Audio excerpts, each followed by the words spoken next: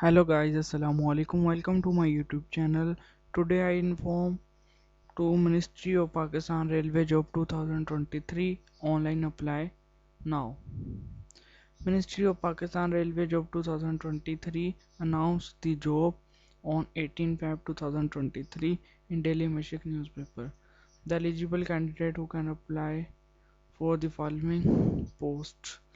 Multiple posts newspaper daily में मशरक़ का test date 18 Feb है, मतलब कि अनाउंस 18 को ही है और इसकी लास्ट डेट जो है वो 5 मार्च है। एजुकेशन इसके लिए middle intermediate bachelor master MBA ACA LLB LLM CA ACA required है। पोस्ट हम देख लेते हैं नीचे। Senior safety officer HR expert manager dry port manager customer relation legal expert junior clerk and ये बहुत सारी जॉब्स हैं, यहाँ से आप देख भी सकते हैं।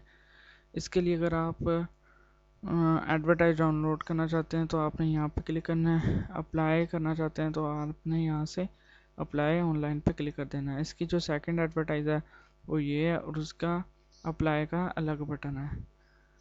और only shortlisted candidate will be contacted for test and interview. Not EAD will be permit for the post and interview.